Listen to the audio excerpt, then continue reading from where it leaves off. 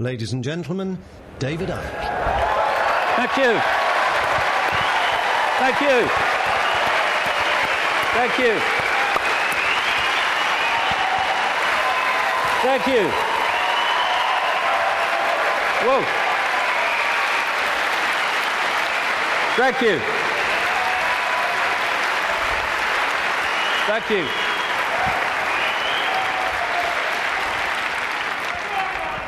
Good turnout then. Crikey. I remember talking to people in telephone boxes once and having room to walk around all those years ago, but amazing things have happened since. My thanks first of all to the extraordinary Linda for putting this event on, and Sean and all the team.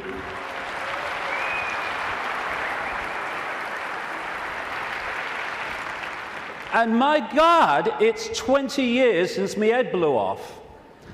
20 years on, I hope I've contributed one thing, and that is to let people realize that if you believe in something, if you keep putting one foot in front of the other and don't get caught in defending yourself or feeling sorry for yourself or falling for the fear that what other people think of you because you're saying something that's different, then if you keep putting that one foot in front of the other, you get somewhere. It's when you stop that everything stops. And if we believe in what we are saying, and what we're saying has validity, then eventually it will be shown to be so. But that process only plays out if we keep walking. And you realize over 20 years that whatever people are saying about you today, they'll say something else tomorrow, so don't get caught up in what they're saying today, whatever today is. Because the fear of what other people think is the state of perception that stops people making a difference. Because you can only make a difference in a world of uniformity if you operate outside that uniformity, and that's always going to get you laughter, it's always going to get you ridicule and condemnation.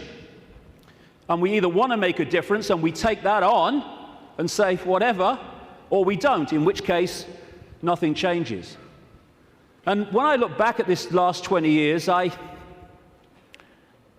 can see very clearly in my life what happens to all of us.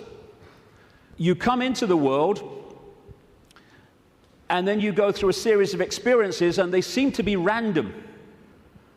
They don't seem to be connected. Well, this is happening now, and that's happening then, and this is happening today. But when you look back, you see how it's been a journey of connected, often fantastically synchronistic experiences that are leading us in a certain direction. If we choose to go. If we don't choose to go, then we just run on the spot, which is where most of humanity is because of the way the system is structured. So when I look at the different aspects of my life, I see the chain of events that's led to now.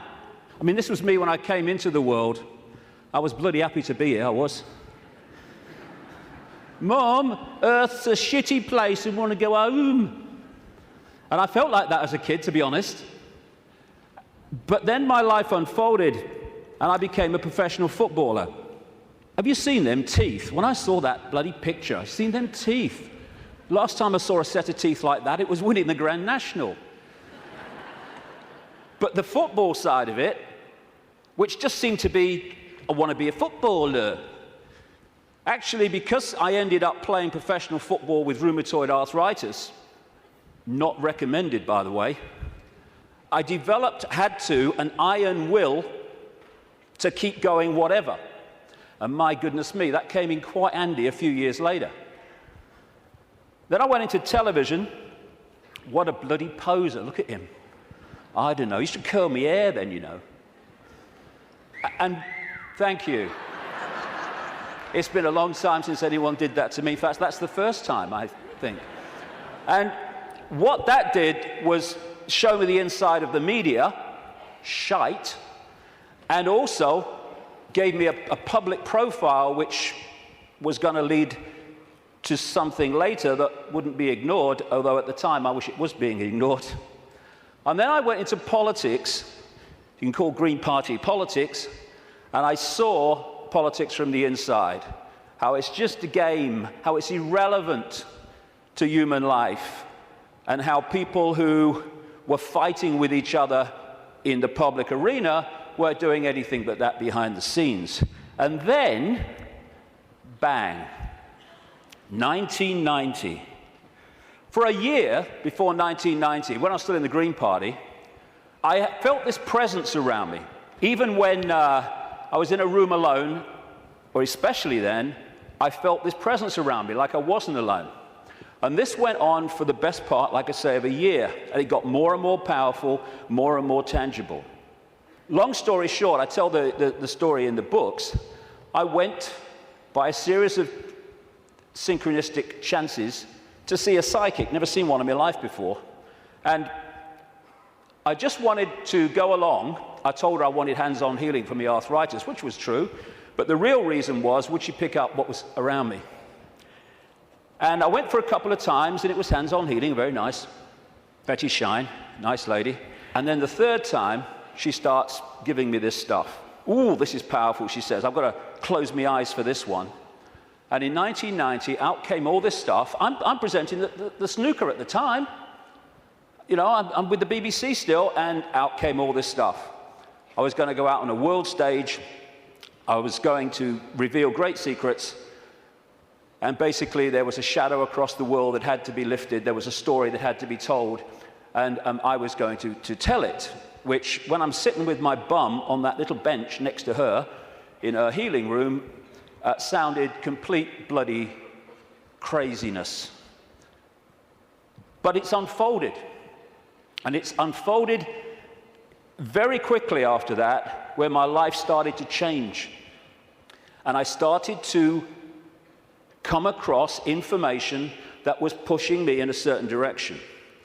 And then in the same year, or just after the same year, 1991, I went to Peru just on a whim, on intuition, and ended up having extraordinary experiences on a mound in Peru, just down from where that is. This is Siyustani, not far from a place called Puno in southern Peru, over just out the shot there on this mound, when this energy was coming in the top of my head, and I was shaking like I was plugged in the mains for about the best part of an hour. And after that, everything changed. It was like a dam bursting in my head, and suddenly concepts, information, perceptions were pouring into my mind. And for about 3 months, if you'd have asked what planet I was on, I would definitely have had to check. And that 3 months was when all this unfolded, what I call my turquoise period. When it was like a computer where you push too many keys and it freezes and says, can't process this, thank you, I'm shutting down. And that's what happened to me basically in that 3 months. And then, after that time, everything morphed back. And people were coming up to me in the street after all the ridicule. They're saying, you're just like the bloke I used to know. I thought they said you got mad. Well, I may have looked like the bloke I used to know, but I wasn't. I was suddenly seeing the world in a completely different way, and I was asking the big questions. Who are we? Where are we? Why is the world as it is? And from that time, the puzzle pieces started to be handed to me in really synchronistic, amazingly synchronistic ways. One of the, if you like, psychic communications that came through Betty Shine said in 1990, sometimes he will say things and wonder where they came from. They will be our words.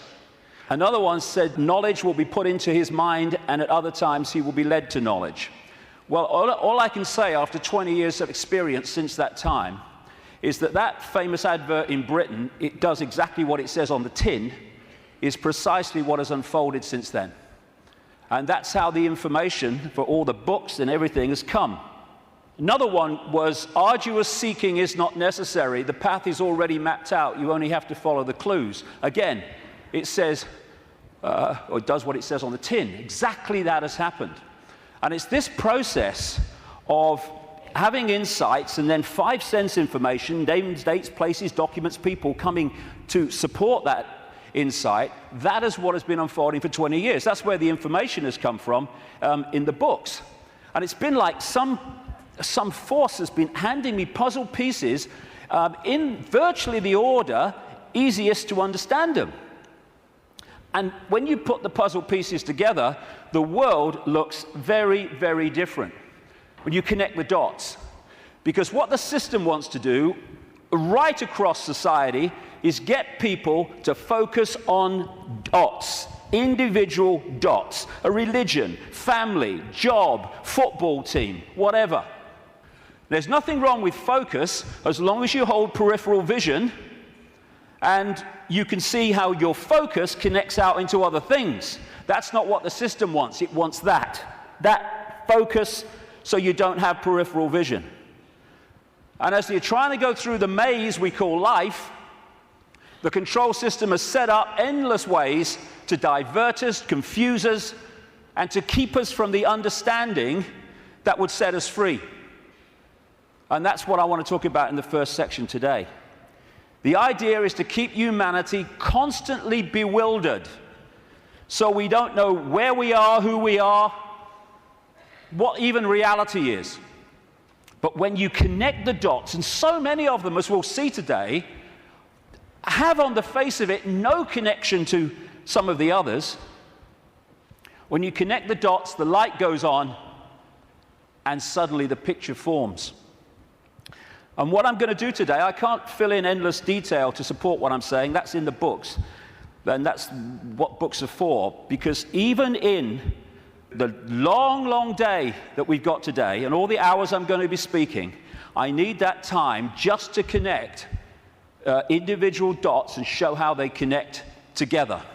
Because that will make the world we live in phenomenally different to the one that sold us from cradle to grave.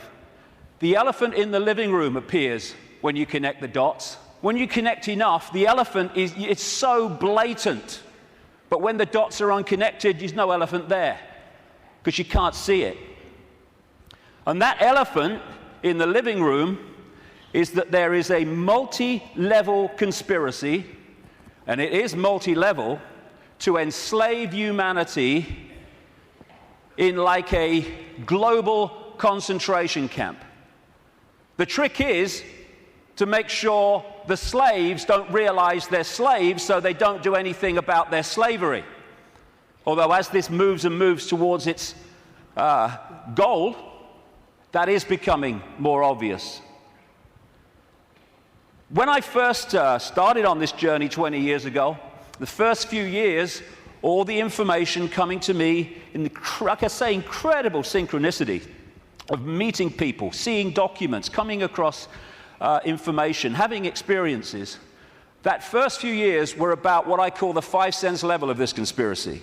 The banking scams, the police state, the Orwellian surveillance, the big pharmaceutical cartel attack on the human body and the human immune system, engineered wars. And then after a few years, I started to move through the synchronicity, just following the clues as it said at the start. I came across this reptilian connection to the families that are running our reality. And then the most important part, from about 2003, 2002, when the synchronicity started taking me in to the nature of reality itself. And until we understand at least the themes of what this illusion is, we can understand nothing else about the world as it is and the way that the control system works. And then, over the last year, that synchronicity and the puzzle pieces has taken me into, perhaps for many people, I understand it, the most extraordinary area, which is that the moon is not what we think it is. Now, can you imagine if you've come along today out of curiosity? We're a few minutes in, and your eyes are on Bill. He just said reptile. He couldn't have done. He did. I heard him. Well, we're going to get into some strange stuff, especially in the second section. Well, the first section's strange. We really are lunatics for reasons that I'll come to. So we're now at this fork in the road where we can go down one track and we can experience freedom in a way that we've never even understood what freedom is. We go down the other one, the one that the control system wants, then we're heading for a Orwellian fascist global state. It's unfolding as I speak. That choice, that fork in the road, is to become conscious, because most of humanity isn't, because it's manipulated not to be, or the control system's route, which is just to become a clone, a computer terminal of a control system, a merciless control system. The choice is between this, not too far down the road if we allow it, and this. Go hard, isn't it? Which one? Ugh. Freedom on a level, like I say, that we can't even begin to imagine from the perception of awareness that we've had so far. We perceive just a fraction of what freedom is, even when we talk about freedom. And we can break out of this. We can break out of this maze, this vibrational prison that we've been encased in. But to do that, as I said at the start, we have to stop doing what has put us in there. And that is conforming to the world that we are told the world is. Stop being in the herd. Stop being in the box, because there is another way. And if we don't take another way, I'm not saying the other way, we live in all possibility, but if we don't take another way from the way we've taken this far, how can anything change? It can't. If you always do what you've always done, you'll always get what you've always got. Real simple. And we don't have to all be the same. You can look the other way. You don't have to be a faceless person in a faceless crowd. It's not compulsory. You can express your uniqueness. You don't have to do what everybody else does just because they do it and we're frightened of conforming. And sometimes the choice of not conforming can actually save us a lot of grief. And it will in the next few years. You don't have to swim with the tide. You can swim the other way. It's possible. You were born an original. Don't die a copy. But how many people do? Because they fear not being like everyone else is because of the comeback from those people.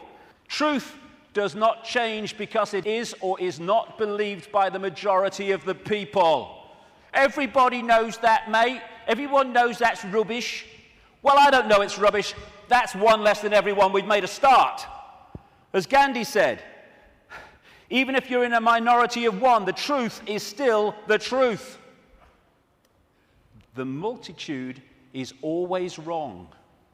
My goodness, how history has confirmed that. And this is the stadium on which it all plays out, the human mind. You cannot control billions of people physically.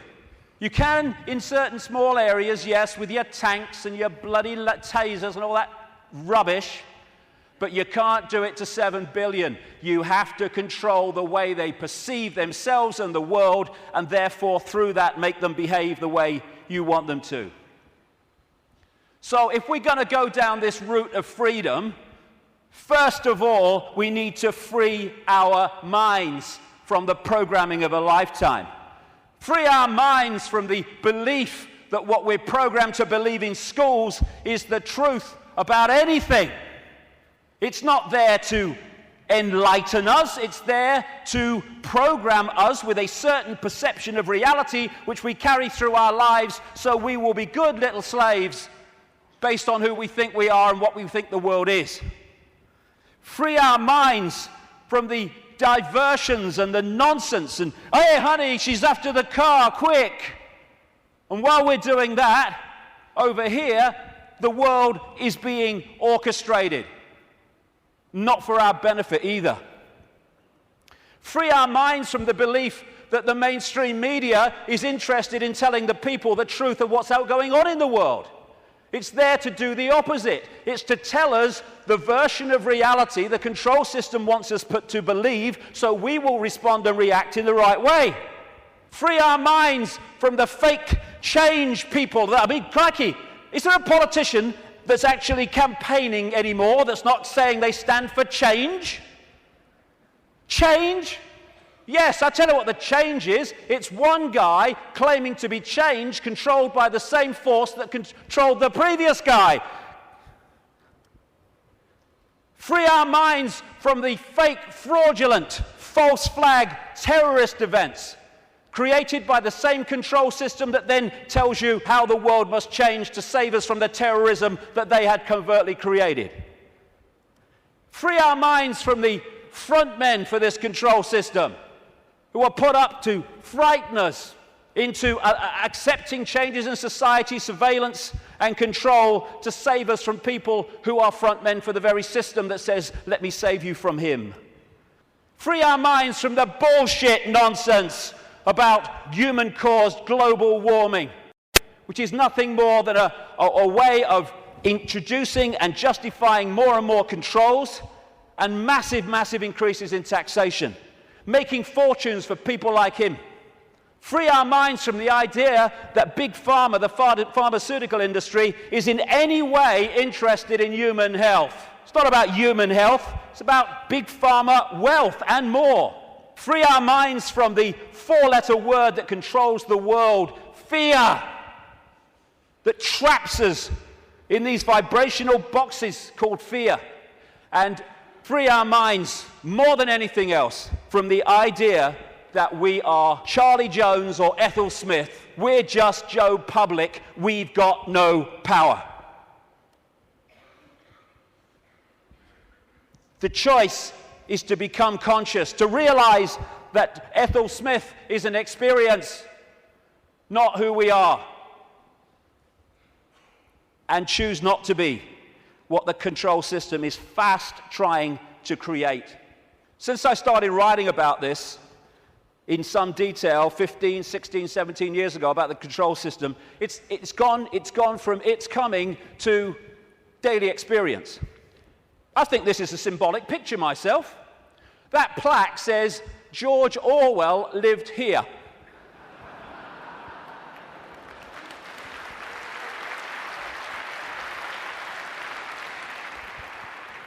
We've got peaceful demonstrations in America being scattered by excruciatingly painful sound technology. The microchip agenda's moving on. The sky's full of chemtrails and all the stuff that's in them. The food we are given to eat, if we choose to eat it, is full of chemical cocktails that are destabilizing our ability to think straight and be emotionally stable. And they're targeting the children more than anyone because they're the ones that are supposed to live most of their lives in this control system. They bloody won't, as I'll get to later, but they're trying. And yet so many people are still saying, well, it looks all right to me. Looks all right to me. To have your head in the sand, you have to be on your knees. The two go together. Ain't it great? Ain't it great to be free? So the idea is to enslave us while people think they're free. And this is a real important area that keeps us from focusing on this and acting on this. Wishful thinking. Wishful thinking that says, well, I don't want it to be true, so I'm going to kid myself it's not. And if I can do that, then I don't have to do anything. Here's an example of wishful thinking I came across. Wishful thinking that this threat will make any difference to their husband's drinking. That's wishful thinking.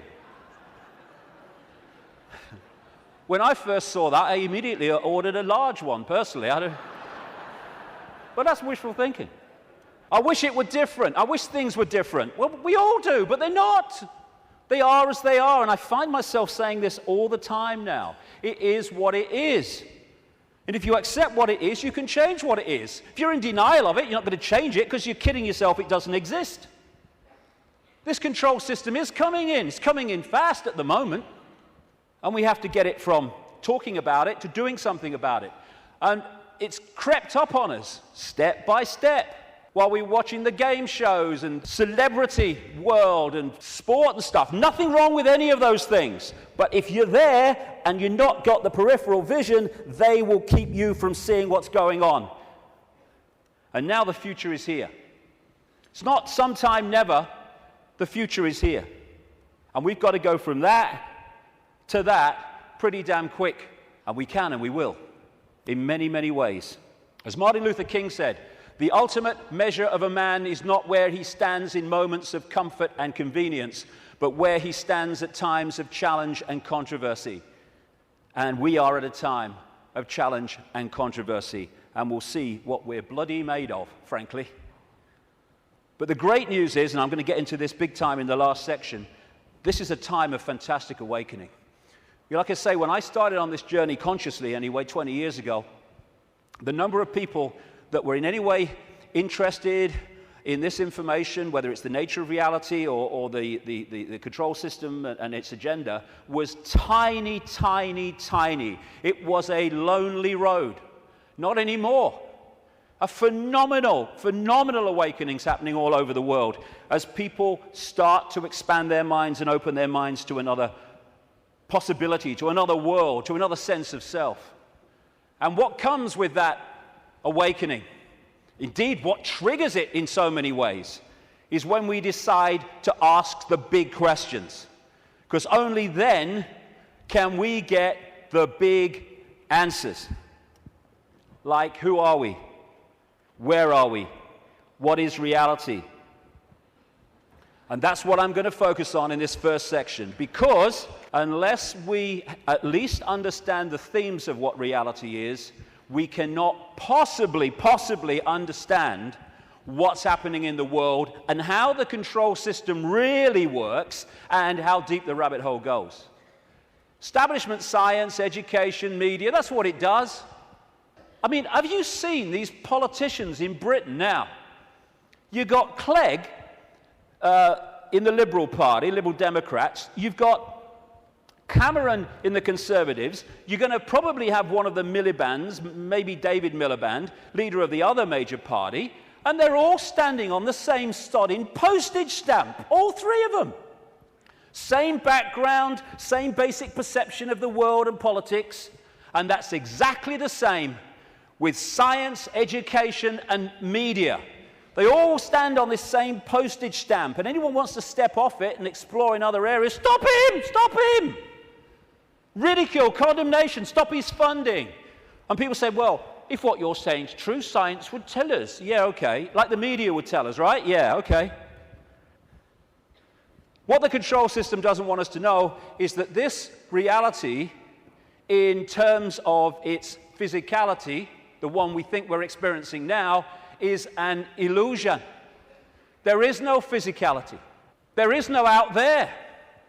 Everything I'm looking at now out there is going on in here. I'll come to how that works. It is so simple. As the great American comedian Bill Hicks said, great man. All matter is merely energy condensed to a slow vibration. We're all one consciousness experiencing itself subjectively. There's no such thing as death. Life is only a dream, and we are the imagination of ourselves. And that's the control system's bottom line, manipulating our imagination of self. You can trick the brain into seeing things that aren't there. These are pictures of paintings, etc., on the flat surface, the flat road, the flat pavement. And yet you can trick the brain into reading them as three-dimensional. That's on a flat pavement. So's that. Is that a woman's face, or is it a flower and a butterfly? Very easy to trick the brain to decode reality in a certain way. For instance, is this a man and a hand, or is it a Mexican, a woman, a bush, and a dog? Depends how you decode it. And the control system, en masse, is manipulating 24/7 the way that we decode reality. So we decode it in line with what suits the control system. As Einstein said, reality is an illusion, albeit a persistent one. And the reason it's persistent is because we live in a virtual reality universe. A fantastically expanded, advanced version of a gigantic computer game.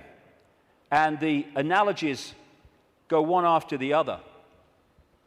Today, it's much easier to talk about reality because technology is starting to mirror the very reality that we're experiencing. It's getting closer and closer to real. And the projection is that not too long from now, they will have computer games which you could hardly tell the difference between that and this. We're having training simulations and flying simulations. They're in some hospitals using virtual reality images to show patients when their burns are being treated, and they show them pictures, very cold images, and the brain decodes that and cools the skin down. And when you look at these advanced virtual reality technologies, what are they doing?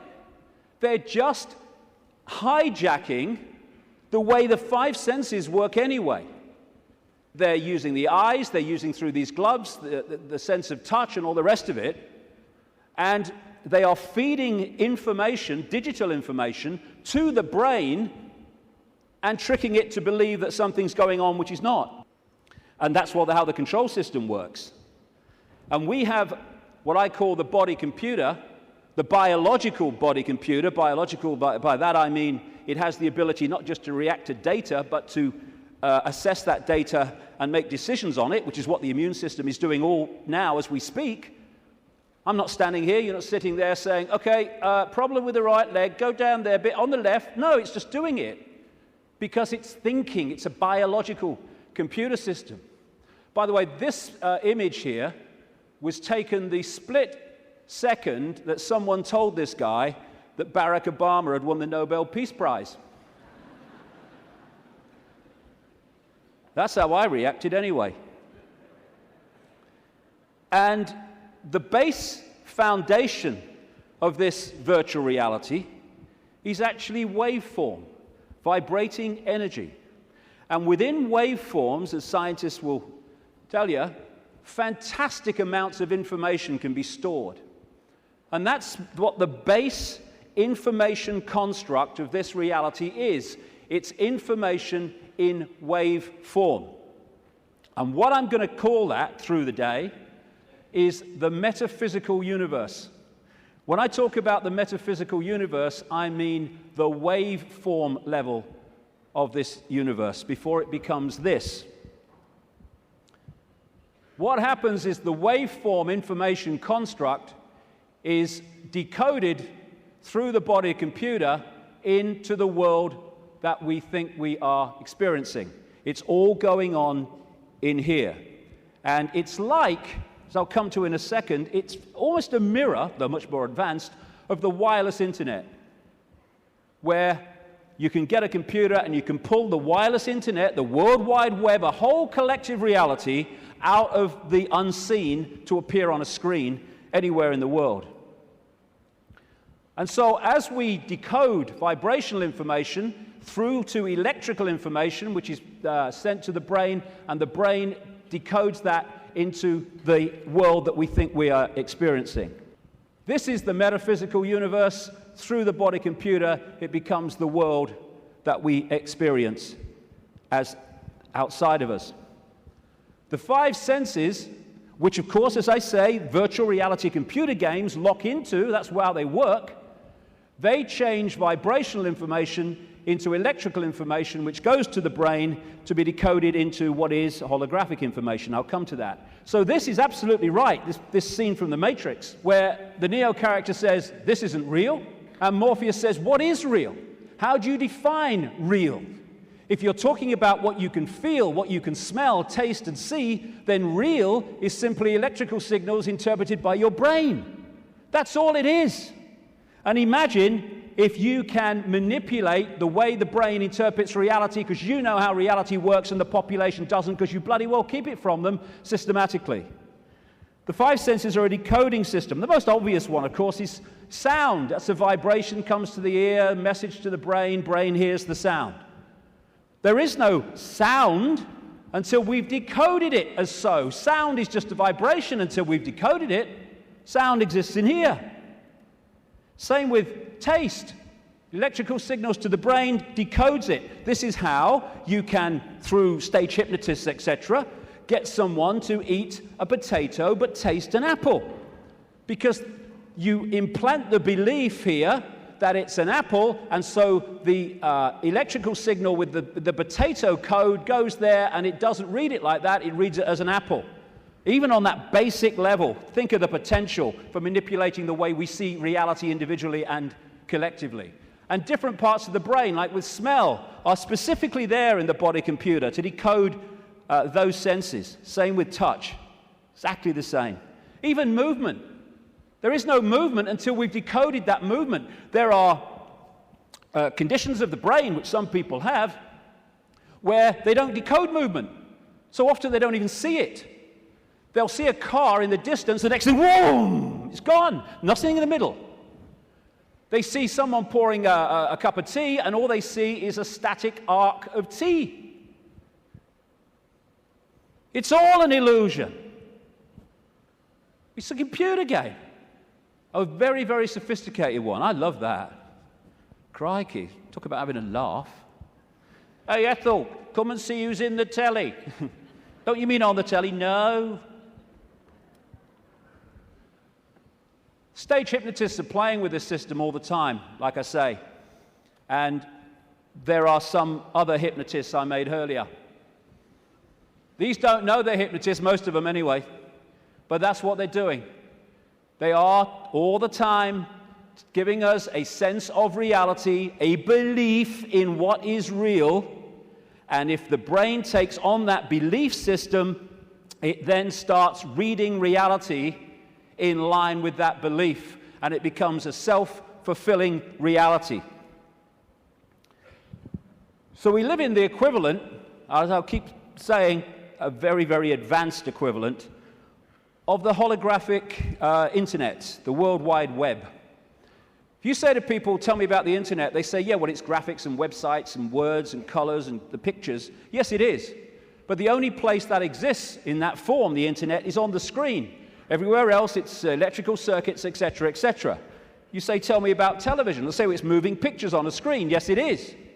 But the only place that television exists in that form is on the screen. Everywhere else, it's electrical circuits and, in some cases still, many cases still, broadcast frequencies. And we live in what I call the cosmic internet, where information in the energy around us, I'll come to where it comes from in a minute, is then pulled out of the unseen. Just as these guys sitting out in the open, no wires, no connections, they are pulling the unseen out onto the computer screen. And if you think of it, because people say, well, if you're creating your own reality in your head and all that stuff, why do we all see the same stage? Why do we all see the same car? Well, when you log on the internet in South Africa or Australia or London or America or anywhere, apart from places like China, you log on to the very same collective reality as everywhere else, everywhere in the world. You might choose to go to this website, and if you go to this website, the guy in South Africa could go to the same website that you're on and see the same thing, because it's a collective reality. What happens is that we then decide, do we like this website? What do we think of it? Do I want to go there or do I want to go there? That's how we put our individual spin on it. It's the same when you look out the window and you see the same car going past. But I might like the car, someone else might not like the car. But it's the same collective reality. And the body computer is pulling this reality out of the unseen, just like those laptops, And so you've got in the Matrix movie that scene where he says, the Matrix is everywhere. It is all around us, even now in this very room. You can see it when you look out of your window or you turn on your television. You can feel it when you go to work, when you go to church, when you pay your taxes. It is the world that has been pulled over your eyes to blind you from the truth. What truth? That you are a slave, Neo. Like everyone else, you were born into bondage, born into a prison that you cannot smell or taste or touch, a prison for your mind. I'll get into the nature of that prison in the second section. So what is this universe? It's information. And it's information decoding information. Just as you put a computer disk in a computer, it's information. The information encoded in the computer then reads the information on the disk. That's what we're doing. And that way, we manifest this apparently out there reality. We too, the so-called human body, is energetic, non-physical in its base form. But when it comes through the decoding system, it becomes the world that we think we're experiencing outside of us. It seems to be outside of us. I'll grant you, my God, I look out here, it looks to be outside of me, but it's inside of us. We are creating it through the decoding system in our heads. Now, I'll go into this area in the new book. What I'm saying is that, well, I'm not saying this, scientists are now saying this. At the center of this galaxy is a massive black hole, and the increasing thinking is, and I would say it fits perfectly, is that there is a giant black hole at the center of every galaxy. What I'm saying is these black holes resonate the base information or the base vibrational frequency of this virtual reality universe. And they interact with what we call the suns. In this case, our sun in this solar system, but of course there's suns all over the place. I'm saying that this vibration triggers from the suns, depending on its vibrational state, because it changes, and that answers a lot of things, as I'll come to shortly. It triggers information of certain kinds being transmitted by the sun, suns in general, in the form of photons. Photons are the base unit of what we call light and other forms of electromagnetic radiation. They carry information. These photons being generated out of the suns, triggered by this vibrational base frequency coming from the black holes, create the cosmic wireless internet within our reality. And that's what we are decoding. The Earth decodes it. It's photon energy, photon information that is passing through the Earth energy grid. It is photon information, what the Chinese, in their acupuncture disciplines call qi. That qi is actually photon energy. It is information, which the body computer then is decoding into this collective reality. And just like on the internet, where you can see information and receive it, but you can also post information, so we're interacting with this virtual reality universe and changing it subtly as we put our unique spin on things.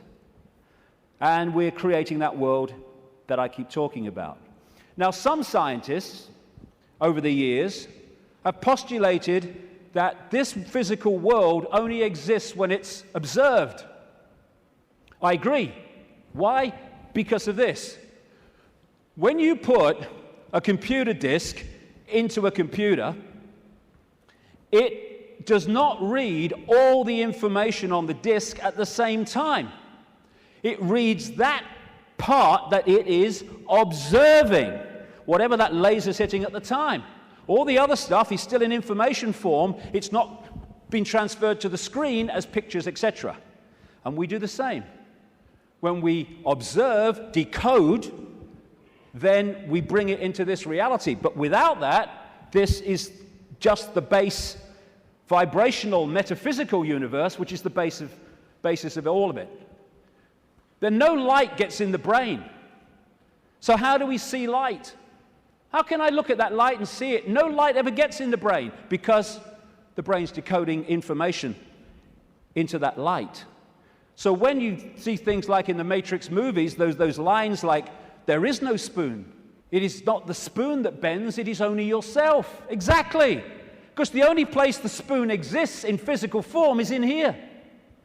And you bend it by bending the way you decode reality. Miracles are simply overcoming the programming of what's possible and not possible. You know, we are, of course, programmed to believe that when you walk through fire, you get burned. And if you walk through fire or hot coals with that belief, that decoding state, you'll burn your bloody feet. But as so many people have shown, if you can go into another state of consciousness and override that, you can walk across hot coals and not feel a thing. Why? Because an illusion cannot burn an illusion unless you believe it can. There are no miracles. There's just understanding how to manifest all possibility. And that understanding comes from the fact that we acknowledge, we understand that we are consciousness.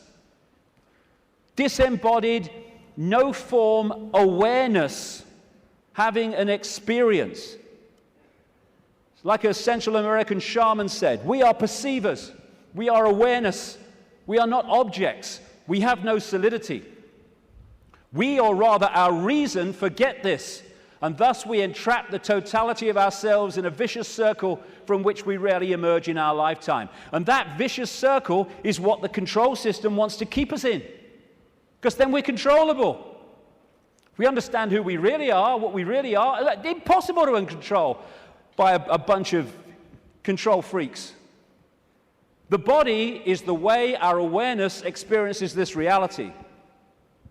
If I want to interact with this reality, which is a frequency range, I have to have an outer shell, we all do, that vibrates within this frequency range, because our consciousness is vibrating much too quickly. It's like Radio 1 trying to make connection to Radio 2. They're on different wavelengths. It's never going to happen. So we take on this outer projection we call a body, and therefore I can pick this up and interact with this reality. What the control system wants us to do is to believe that that projection, that vehicle to experience this reality is who we are, because then we go from, I am all that is, has been, and ever will be, I'm Charlie Smith, I'm Ethel Jones, I've got no power. It's the whole bottom line of it. We say I'm going on the internet. We don't go on the internet. The computer goes on the internet, and we observe the internet through the computer. And our mind-body is the vehicle to experience this reality. That goes on the internet. Consciousness, the real us, observes, just like the World Wide Web, observes the internet through that vehicle. And like I say, the idea is to get us to think that we're that and not that. I had a vision when I was sitting in the bath a couple of years ago now, maybe. And I've asked my great friend, the brilliant Neil Haig, to knock this up from what I saw. I'm sitting in my bath, and I saw billowing energy, yellow, kind of white-yellow energy. And I took that immediately to be consciousness. Then an eye appeared in the energy, the consciousness, and then a telescope appeared. At the end of the telescope was this reality, the Earth, the solar system, whatever. The last movement was for the telescope to morph into a human body. And that was so profound in the sense of that's how it works. And because of the limitations of this focus, we see ourselves, if we don't stay in contact with that, in very limited terms. Death is just putting the telescope down. Well, I've had enough of that. Earth's a shitty place. Hello, all right, I'm back. You never went away. The computer's here. We are observing through the computer. And I want to make the difference, because this will go through the day, the difference between consciousness and what I call the mind. Everything is the same energy in the end, because it's just one unified awareness I call the infinite. But it takes different expressions. Consciousness is the ocean. All possibility, all that is, all awareness. And the mind is like a frozen, denser expression of that, and therefore has great, great limitations in terms of awareness and perception compared with that. And one of the reasons is to interact with this reality, which is much denser than consciousness, we have to have a denser conduit, which we call the mind-body. Therefore, it has to be more limited than consciousness itself. This guy, Ramana Maharshi, a man who lived in India and meditated for most of his life on a mountain in India. I've actually been there. Nice place. He said, mind is consciousness which is put on limitations. You are originally unlimited and perfect. Later, you take on limitations and become the mind.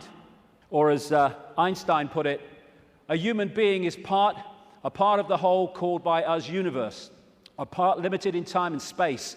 He experiences himself, his thoughts, his feeling, as something separated from the rest, a kind of optical delusion of his consciousness. And that optical delusion comes from looking through the lens, the telescope.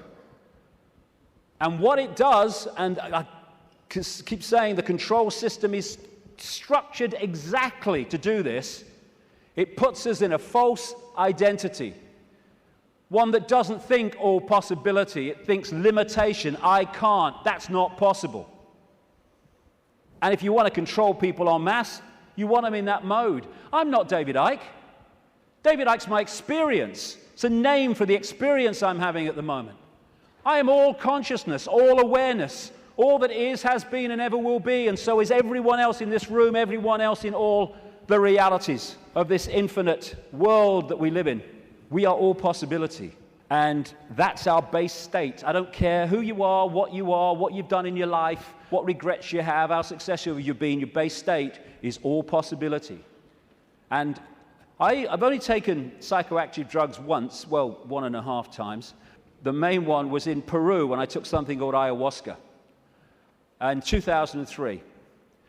And for 5 hours, I had this voice, as loud as mine is now, took female form, talking to me about the illusory nature of reality. And when I came back out to Britain, it happened in the Brazilian rainforest, I started following up names, dates, places type information, what I was told. And it was extraordinarily accurate. It's amazing that mainstream science has sussed most of this, but doesn't realize it as, because all the disciplines don't talk to each other. When you connect the dots, you realize they've already established that this is an illusion. But that doesn't go down well because it's too close to the truth. And how I experienced that state beyond this world, beyond vibration, was as stillness and silence. And that's what all possibility is, the stillness and the silence. There was a great line that voice said to me when it was explaining the nature of reality. It said, if it vibrates, it's illusion. If it vibrates, it's illusion, because our core level is stillness and silence. I experienced that. Amazing feeling. There are no negative emotions, there's no fear, there's no worry about not making the rent and all this stuff. They've all gone in that realm. And people think of nothing. All that is, has been, whatever can be. That's all potential, all knowing. And everywhere and nowhere. People think that's a paradox. You can't be everywhere and nowhere, but you can in all possibility. In all possibility, everything is possible. So everywhere is nowhere. Nowhere is everywhere. Everything and nothing. Again, not a paradox. All possibility is everything and nothing. And as I was saying, we think of nothing as nothing's there. There is nothing. But within the nothing, within the silence, is everything. Within the silence, for instance, is all possibility. And then when I start talking, I have pulled one possibility out of all possibility, which is manifest as vibration, my voice. And then I stop. It goes back into all possibility. We don't think that this building is defined by the nothing. We think it's defined by the something. But the something is only there, and this building is only in its form because of the no thing apparently no thing, in between what we perceive as the something. The silence this is why when people are in silence, they go somewhere else. And so many people are frightened of the silence. Get in the car, whack the record on, get in home, put the telly on, noise, hold you in five-sense reality. When people go into the silence, that's when they get their insights, because they're accessing other levels of themselves beyond the five senses. So out of the no thing comes the realm of form. This is something called cymatics. If you go on the internet, you can see it, videos of it, like YouTube. What they do is they put particles on a metal plate, and they play sound across it. And it's incredible. It just forms into these amazing geometrical shapes just because of the sound. And when the sound stops, boom, it all goes back to all over the place. And then the sound changes, and another form comes in. And these worlds of form, frequencies, vibrating frequencies, are created in this way, out of all possibility. And there are endless, infinite realms with different so-called laws of physics, different challenges, different experiences, all vibrating at different speeds and therefore able to share the same space. All of these different realms are sharing the same space that I'm sharing now, just as all the radio and television stations broadcasting to this city are sharing the space that I'm sharing now and the space that they're sharing with each other. So we live in a frequency range, and that frequency range is dictated by the range of frequencies that our body computers can decode. And it is extraordinarily tiny. We're virtually blind in terms of what exists. The vast majority of this universe is what scientists call dark energy or dark matter. And they call it dark not because it's pitch black, but because we cannot decode it. Therefore, it is not in our realm of experience. We have to work it out by its impact on things that we can see. And the electromagnetic spectrum is 0.005% of what is projected to exist in this universe. And visible light, which is the only frequency range that we can decode, is a fraction of the 0.005%. So this is it. Visible light. This is our world. And we look out and we think we can see everything. But we can't. We can see what we can decode. And therefore, we operate within a dimension, we might call it, and it's penetrated by other dimensions, which allows those other dimensions to interact with ours, which I'm going to get to in the second section, because that is fundamental to the control system.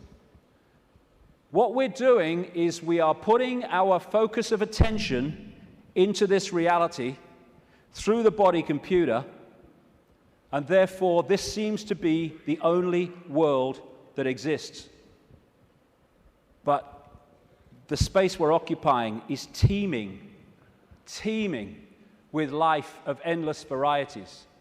So if we come into this world of mind and we hold a connection to consciousness, we are in this world physically and we can experience this. We're going to the pub, yeah, let's have a beer with you, yeah. But we're not of this world in terms of the point of observation. We are in this world, but we're observing it from here. We can see things here that this can't see.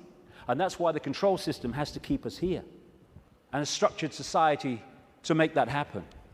To keep us in bewilderment by being only able to decode and experience reality through the five senses. And once you are in the five senses, and you're not getting inspiration, insight, intuitive knowing from higher levels of your consciousness, where do you look to get a fix on who you are, where you are, and the world you're living in?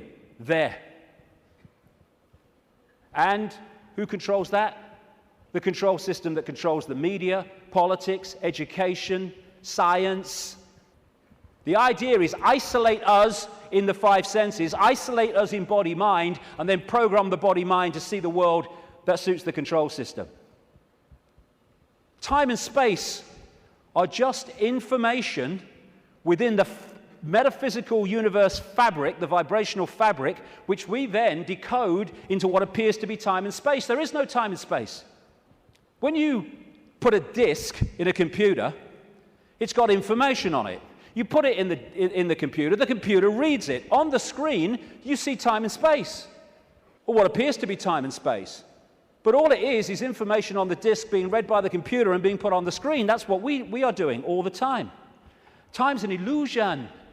And my goodness me, if we fall for that, then we totally get encompassed by time, that time exists. You can say it's 1 o'clock, I've got to meet someone at 1 o'clock, so you're there at the same time, and you synchronize that, but all along you know that it's just a construct. It's not part of you this time. Because no time is where consciousness operates. And if we operate completely connected to time, then by that very nature, we're going to disconnect from consciousness, which is on another level of perception. Our time is just crazy. You cross an invisible line in the ocean, you go into tomorrow. You go the other way, you go into yesterday. There is only the now. That's all there is. People say, no, there's the past and there's the future. Well, okay. When you think of the future, where are you? You're in the now. When you think of the past, memories, where are you? You're in the now. These are constructs. These are perceptions. They're not real. Only thing that's real is now. Everything happens in the now. And the only moment we can change anything is in the now. And if we get pulled into the past, all regret, I wish I had, that woman in 1953, or we get pulled into the future, oh my God, what's going to happen? Oh yeah, outcome, what if? Then we're getting pulled out of the only time that exists, and therefore our power to change things, to impact on now, is diluted. And we are absolutely dominated by time. What's the time? Oh my God, is that the time? Oh my goodness, what's going to happen? Are you going to get time? Oh, I'm late. And yet, the now is the only thing that exists, and time, like space, is a perception. It is part of the construction of reading. You could see time in a way like a disc, like a DVD. What you've seen in the film is your past, as you perceive the past. What you're looking at in the film at that moment you perceive as the present, and what you've yet to see in the film you perceive as the future. Yet all that information exists on that disc at the same time. Whip back a bit, you've gone into the past. Whip forward, you've gone into the future. And I've been talking for years about the time loop, as I call it. Wrote a book with that title. And it's not really a loop, but it can express itself like that in the play-out world of so-called physical reality. And we go round and round and round, and it comes back to the start. And we think we're going forward, but because we're only in it for a certain section, we think we're going forward. If we stayed with it, it will come basically back to the start. It's like a place of experience, and depending on what we wish to experience, depends on what part of the loop that we decide to experience. Because, as I said earlier, this vibration, and by the way, this vibration coming out of the black holes vibrates in the now. It doesn't move through time. It carries the encoded information that we decode as time, but it vibrates in the now. But it doesn't vibrate just the same forever. It goes through a cycle, a vibrational cycle, changes. And as it changes, it elicits different information from the suns, which we then decode. And as we do so, the world moves on, experience moves on through different epochs. You look at the ancients around the world, and they invariably see time as secular. You have, of course, the famous yugas in Indian belief, Hindu belief, where the world goes through different cycles. You have a golden age when everything is expansive and everything's fully integrated and connected. And then you have other yugas which are suppressed, and you have control, and you do not have the expansive awareness that you had before. It's a different kind of experience. And so as this vibration changes, it takes this reality through a cycle and then comes back again. This is where all these yugas come in. And what happens is the left half of the brain particularly decodes this information, which is vibrating in the now. It decodes it into a sequence. It's what some brain scientists call the left brain a serial processor. And it's this sequence that it puts the information in that appears to be the passage of time from past to future. The quicker it decodes it, the quicker time seems to move, the slower it decodes it the reverse. This is why, as Einstein said, if you're in the company of a beautiful woman, time can pass very quickly, but if you're in a dentist chair, it can pass very slowly, because your brain is decoding reality in a different way, putting it into a sequence in a different way. And so the time loop is actually just the decoding of this changing vibration, changing information. And again, if you can hold connection to out there, you can be in the world and not of it. If you're not, you're literally caught in the loop, and that's where most people have been for a very long time. Now, as I say, the body is a biological computer, and I'll get through this part pretty quickly because I've been through this before in talks and stuff, but it's very important to keep connecting the dots. So, the body computer is our vehicle to experience this virtual reality, consciousness to experience it. It's like, you want to go to experience another planet, you need an outer shell. As I said earlier, we need an outer shell vibrating within the frequency of this reality. And this is what makes racism so ludicrous, so insane, such a confirmation of ignorance. Because it's just a vehicle to experience this reality. And racism is the final confirmation that you are caught in five-sense reality and have not a clue of the nature of what we all are, racist and non-racist, and that is consciousness. Humans, we think we're humans. We're human. Humans are like a software program. We're not human. We're experiencing being a human. We are consciousness having that experience. As this article in the San Francisco Chronicle said, DNA is a universal software code. From bacteria to humans, the basic instructions for life are written with the same language. And there are four codes, A, C, G, and T, or in my case, G and T, G and T, G and T. I like that one. It's in my DNA. And how these codes are in relation to each other decides if the outer shell is a human, a mouse, a virus, anything. And it very much connects into those green codes on the computer screens in the Matrix movies. And the body computer, biological computer, has the ability to think and assess for itself, ticks every box when you go through it. The reason they're now talking about connecting the brain to desktop computers is because they are connecting two computers. One far more, infinitely more advanced, yes, but two computers. That's how it's possible. When the computer won't work, won't turn on, won't process, we say the computer's dead. You drop a computer from a top floor, it will smash and it will be dead. You drop a human computer, it will smash and be dead. Because that's all that happens at death. The computer dies. We don't bloody die. There is no death. We're consciousness, infinite consciousness. The computer goes into sleep mode just to tick over. We go into sleep mode just to tick over. We have antivirus technology in computers to seek out the viruses that are a danger to the computer's systems and what you might call health. We have a phenomenal antivirus system we call the human immune system, which does exactly the same. And when you have a virus system and a new virus comes up, they have to update it because it can't work out how to stop it, because it's not been programmed to. This is updated by reacting and then integrating that so that the next time that comes, it can deal with it. This is an enhanced photograph taken at the Necker Hospital in Paris when they put tracer dye into the acupuncture points and then photographed it. And the tracer dye went through these lines of energy in the body, the chi, the photons. And when you look at it, it's just like a motherboard. And interestingly, when this chi is passing around too slowly or too quickly, the body is ill in some way. And what acupuncture is about is using the needles and other techniques to balance out that flow of energy. And what happens when the information is passing around a desktop computer in less than optimal speed? You say, my bloody computer's slow today, and often it's slow because it has a virus. The brain is the central processing unit of the computer, which in a desktop is a microchip. It's the main processor of information.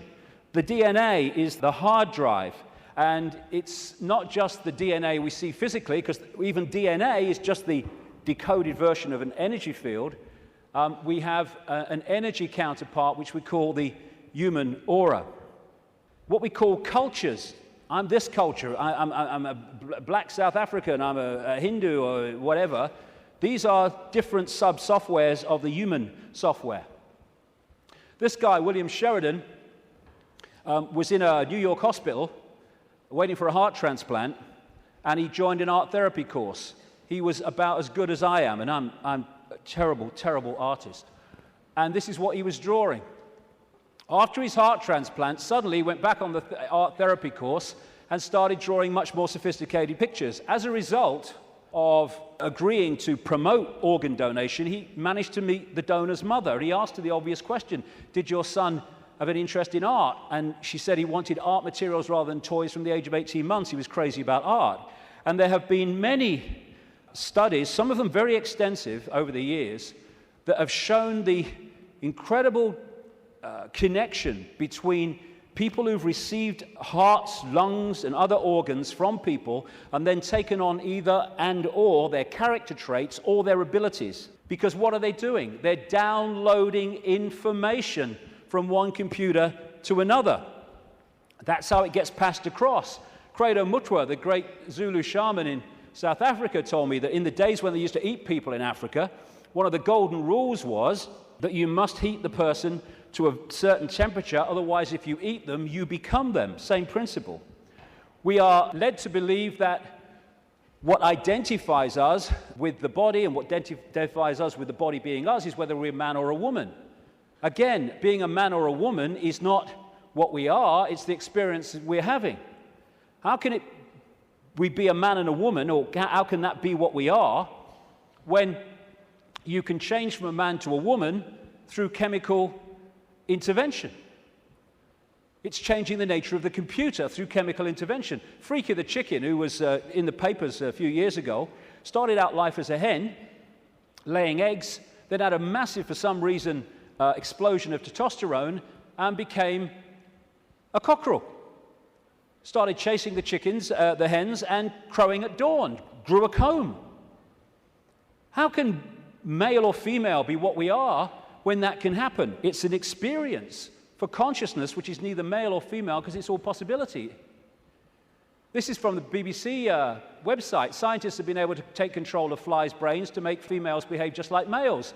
Researchers genetically modified the insects so that a group of brain cells that control sexual behavior could be switched on by a pulse of light. The team was able to get female fruit flies to produce a courtship song behavior usually only seen in males. Just so you manipulate the computer. Why do birds suddenly start singing together when the sun comes up? I mean, is there someone with a baton? Go! Why did Freaky the chicken start crowing at dawn when the testosterone came in? It's a program. It's the same with emotions, where we think the emotions of who we are. But you can fundamentally change your emotional state through drugs, through chemicals, through things like mercury. Mercury in fillings can change your personality. Can change your personality by drinking the shite in food and drink, these chemical cocktails. That's what's happening to so many kids. How can even emotions, as we know them, be what we are when chemicals can change the emotions that we have? It's to do with the way we decode reality. And we are receiver-transmitters of information. Like we're taking from the worldwide cosmic web and we're adding to it. And how interesting and appropriate that one of the great ways or great means of receiving and transmitting is through crystals, quartz crystals. And it turns out the human body is a gigantic liquid quartz crystal. The membrane of every cell, and we have trillions of them, is a quartz crystal, a liquid crystal. The earth is a gigantic crystal. Every grain of sand, for goodness sake, is a crystal. And the earth, too, is receiving and transmitting information within this cosmic web. DNA is a receiver, transmitter of information, and it's made that way. This is an article on DNA. From the characteristic form of this giant molecule, a wound double helix, the DNA represents an ideal electromagnetic antenna. On one hand, it is elongated and thus a blade which can take up very well electrical pulses. On the other hand, seen from above, it has the form of a ring and thus is a very magnetical antenna. We are receiving and transmitting all the time through what we think is the body computer. And the energetic auric field connects into us through what we call chakra points, from a Sanskrit word meaning wheels of light. And these connect into what we call the physical body through the endocrine system of glands, two of which include the pituitary and the pineal gland, which together make up what we call the third eye. The ability to get out there through the sixth sense. It's like that Muse song says, if we could flick a switch and open your third eye, we would know that they'd never be afraid to die. Words to that effect. Exactly, because we'd be out there. Now, anything that can shut these down holds us in five-sense reality and stops us from breaking out into the greater self. That's where they want us, and that's where they've got so many people, the vast majority, in that state, in a false identity. The world looks so solid, I grant you, but it can't be. It can't be, even though it seems to be. And if you bang your head on the wall, again, like walking through the fire, believing you're going to get burned, you'll bang your head. But it can't be, because the world is made up of atoms, and as quantum physicists have shown, atoms have no solidity. How can something which is basically empty space make up a solid world? It can't. The reason it appears to is because the information in the waveform metaphysical universe is decoded through into apparent solidity. Again, it's just the way we decode reality that gives it form. We take information from a disk, we put it on the screen, it seems to have time-space solidity. But it doesn't. It's just information being read, and that's exactly what's happening to us. The reason it appears solid and it appears three-dimensional is because we live in a holographic world. We see holograms, you can buy them in the shops, where they appear to be three-dimensional, but actually they're not. It's just the illusion of the way they're made. And how they make them is they have a laser, part of it goes across the object they want to photograph, another part goes directly onto a photographic plate, and then the part that's passed across the object goes onto that plate, and they collide. Those two parts of the laser collide, and they create, here we go, a waveform. We call it in holographics an interference pattern. It's like dropping two pebbles in a pond, and then the waves they create collide, and that is a waveform representation of where those pebbles fell, how heavy they were, how high they fell from, etc., how big they were, etc. And this is what the waveform, again, looks like on a holographic print. It's information. It seems to be nothing. It looks like a fingerprint, appropriately, actually. But what is it? But you fire a laser at that, and suddenly a three-dimensional, and the best of them, a very solid-looking image comes up. This is we create our reality. It's holographic. This guy is in an Australian city, I think it was Melbourne, but he was projected as a hologram onto a stage in Adelaide. This is one that CNN did. So we are creating a holographic version of this information, just like a hologram does in our heads. That's where it comes from. It's this construct. And how funny, I've been saying this for years, and then I come across this very, very mainstream New Scientist magazine in January now 2009, and its front page, you are a hologram projected from the edge of the universe. You don't need to go through great swathes of academia. In fact, it's often the worst thing that can happen, because it puts you in the box on the postage stamp, often, to understand reality. You just have to access that which is all around us, containing that knowledge. And then you have the question, how can something be a waveform and a particle at the same time, which is what quantum physics has found and gone, what? How can that be? Very simple. When you're creating a hologram, the waveform doesn't disappear when the hologram projects itself. They both exist at the same time, the information construct and the decoded holographic form. The particle and the waveform exist at the same time. It's so bloody simple. People think it's so complex. One of the great things about a hologram is that every part of the hologram is a smaller version of the whole. So if you cut a holographic print into 4 and put a laser onto the 4 pieces, you don't get a quarter-size version of the whole picture, or a quarter-size part of the whole picture. You get a quarter-size version of the entire picture. And because of that, this is why these things happen. This is why reflexologists can find points on the hand and the feet and elsewhere that relate to different organs and parts of the body. This is how acupuncture can do it, and reflexology with the points on the ear. Do something here, it affects the heart. Do something here, it affects the liver. Because it's a hologram, and it must be like that, because every part of the hologram is a smaller part of the whole. Holographic blood, this book by an American physician called Harvey Biggleton, I went to see. He has found holographic images in the blood. And I looked through one of his really powerful microscopes, and as he increased it and increased it and increased it, my blood went from blood as you would perceive it to quartz crystal when you got it to the most powerful level. That's what we are, crystals. So because we live in a holographic reality where everything is a smaller version of the whole, that's where we get the theme of as above, so below. That's why the human energy field is mirrored by the earth energy field. Because we are a smaller part of the earth hologram, and the earth hologram is a smaller part of the greater hologram. And on one level, this reality is digital. And they're creating now, and this is extremely relevant to what I've been saying, they're creating now digital holograms that operate in a slightly different way to the holograms we've had before. And some of these digital holograms, that's one, are being used at promotions to sell products and stuff. And people are frightened to walk through the hologram because it looks so solid.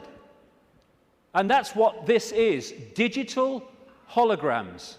Digital holograms is the reality that we're experiencing in what I call the play-out world. And this is why numerology works.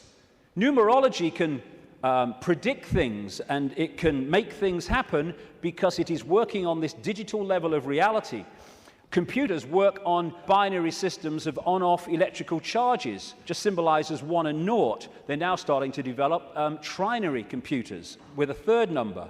And the human brain works how? On binary and trinary on-off, etc., electrical charges. And of course, the A, C, G, and T codes of the DNA all connect into this. So while in the Matrix movies we saw the projection of beyond the physical world, it was a digital world, so is ours. That's exactly what it is. And like I say, scientists are not sussing any of this stuff in terms of the mainstream because they focus on their own discipline, their own individual dot, and they don't connect the dots, and therefore they can't see the picture.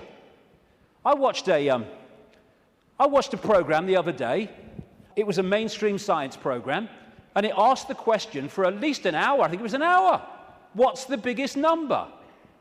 And they were going to these bloody numbers that went on and on and on and on, disappearing up there, trying to work it out. Well, I'll tell you the biggest number. That's the biggest number, infinity. There is no biggest number. There is only all possibility. And numbers are the digital level of this reality, and because of that, numbers represent vibrational states.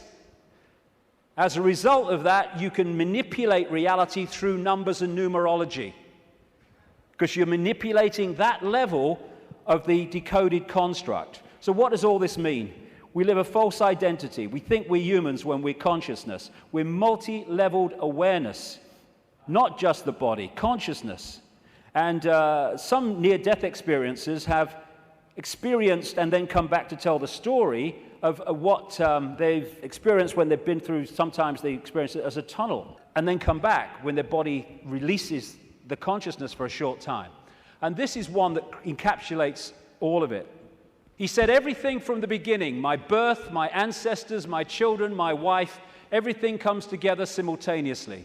I saw everything about me and about everyone who was around me. I saw everything they were thinking now, what they thought then, what was happening before, what was happening now. There is no time.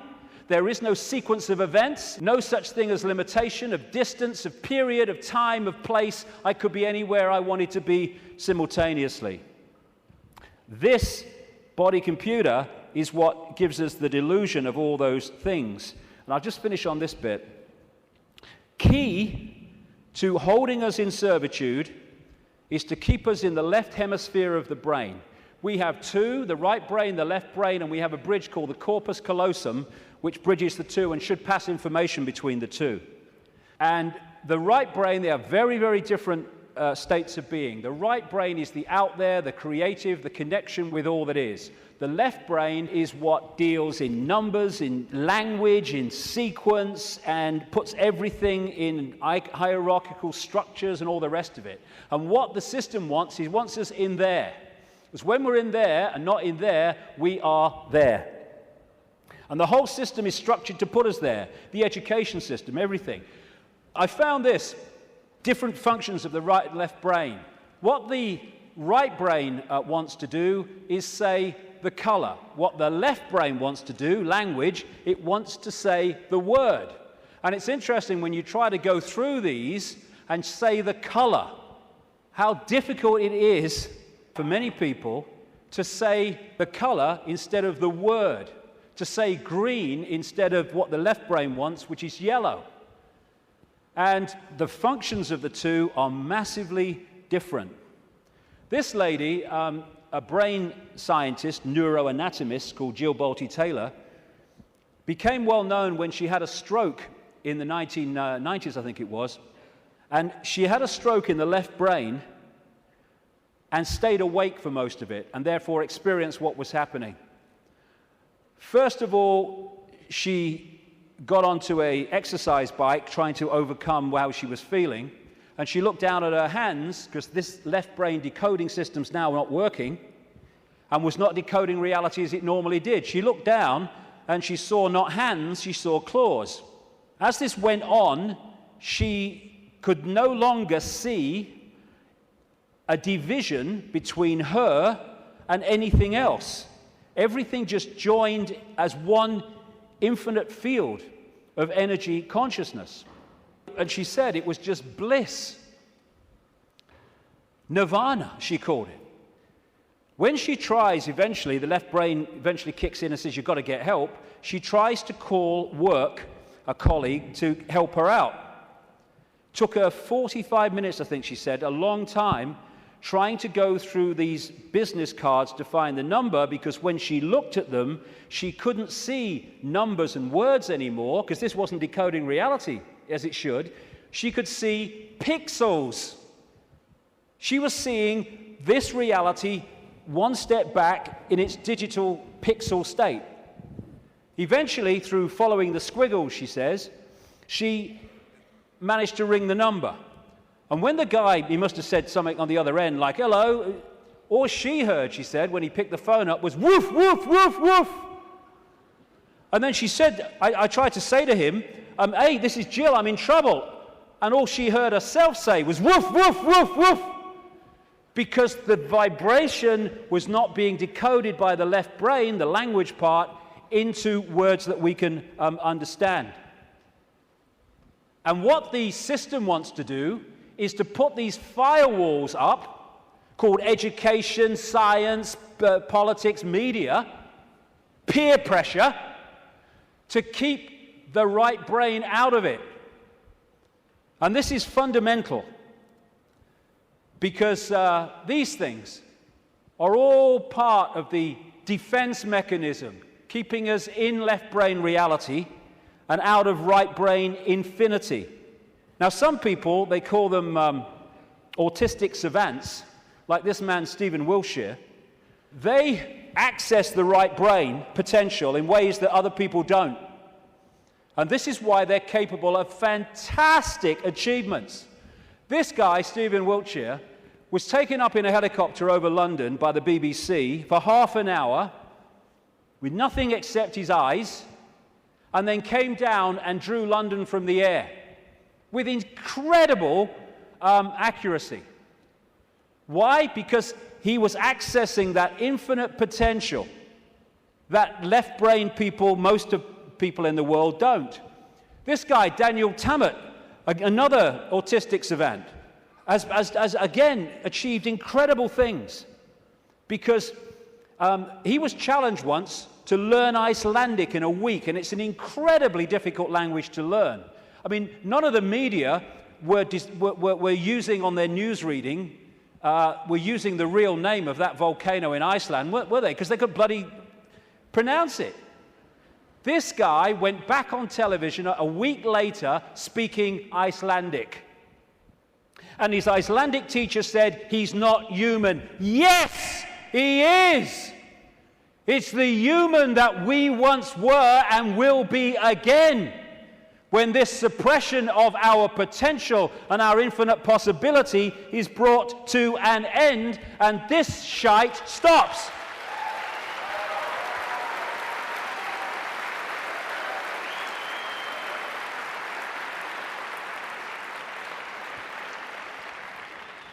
We worship the intellect. Oh, he's got a great mind. Oh, he did this at Oxford. Oh, he's gone to Harvard. Mind is such a low level of awareness. It's supposed to be a vehicle for experiencing this reality, a servant of consciousness. It's become our master. It's become something to worship, and that's the isolated intellect. That's the isolated intellect. And so we reach a point. This fork in the road is, are we going to be consciousness or mind? Are we going to be all that is or little me? It's not really free your mind, it's free yourself from mind. That's why society is structured to completely engross us and swamp us in things to occupy our mind. Open your mind, become all that is. Infinite love is the only truth. Everything else is illusion. What is infinite love? All possibility. Infinite possibility. Choice between the head, thinking, intellect, and the heart, knowing, wider consciousness. Then we start to access this wider information and see the world from a completely different level. We then start to access, once we get out of mind, all these other realities that are there to be accessed and perceived and to glean insight and information from, that have been denied by being encloseted and enclosed in mind. As William Blake said, if the doors of perception were cleansed, everything would appear to man as it is, infinite. The control system's game is not to have that cleanse happen. René Descartes, the French mathematician and philosopher, defining who we are, said, I think, therefore I am. I would update that on the body computer level and say, I compute, therefore I am. But beyond that, in the realms of consciousness, it is simply I am, therefore I am. I am all that is, has been, and ever will be.